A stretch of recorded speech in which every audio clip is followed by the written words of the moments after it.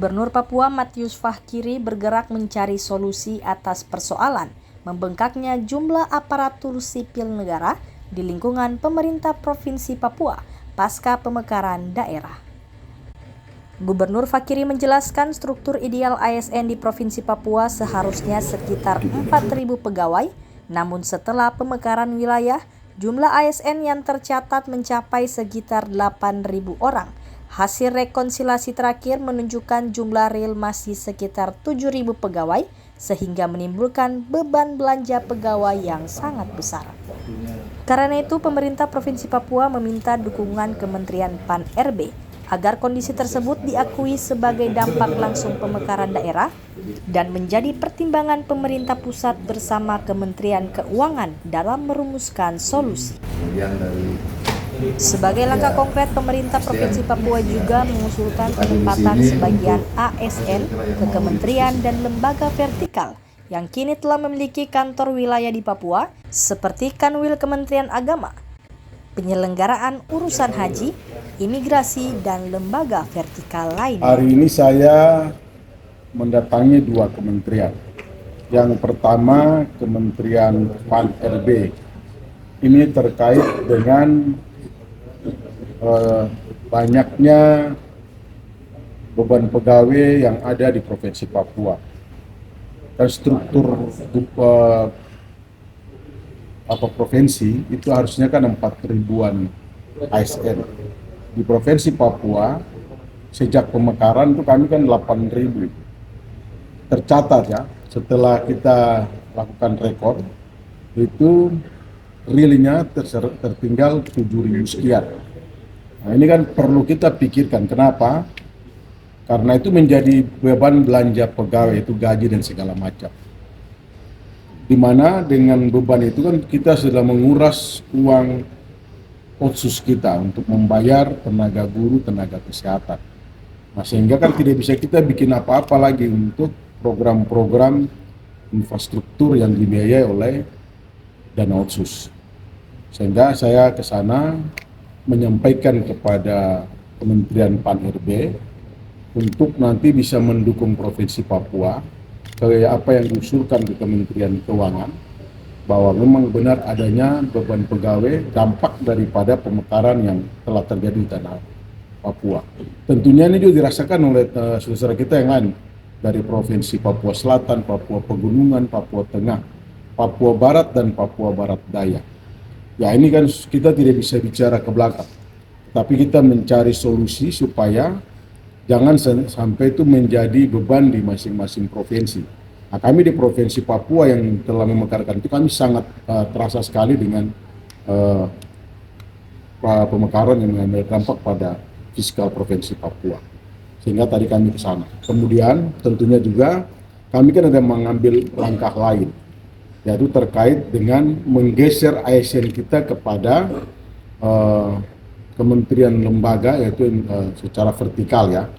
Itu ada kan dibentuk Kanwil Agama, Kanwil Haji, Kanwil Imigrasi, dan kemasyarakatan. Kami berharap nanti dari ASN kita yang 7.000 itu yang kemarin pindah tapi tidak mau, 3.000 sekian, itu bisa kita titik.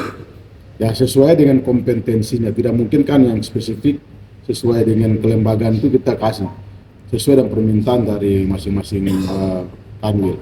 Nah, kita akan geser. Kalau dengan itu kan berarti mengurangi jumlah juga beban pegawai yang 3.000 sekian.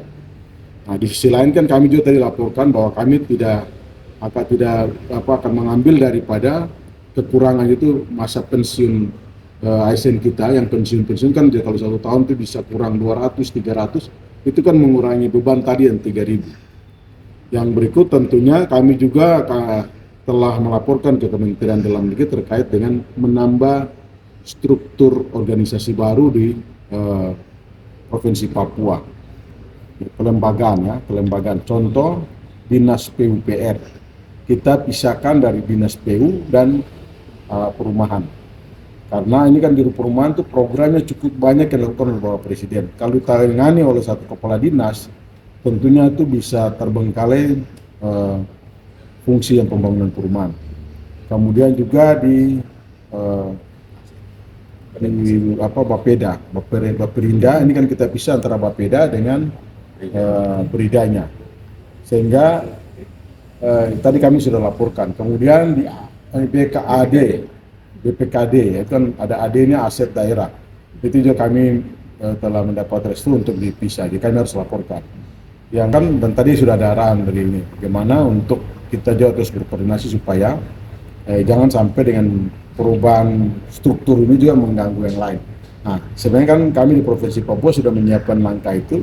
Kami tidak langsung cepat-cepat, walaupun sudah dapat, tapi kami tidak akan cepat-cepat. Kami akan berkoordinasi dengan Kementerian Dalam Negeri supaya di tahun depan perubahan struktur itu dibarengi dengan nanti anggarannya, supaya tidak membebani jangan sampai di pertengahan jalan kita terbentuk nanti kan terganggu anggaran yang sedang berjalan.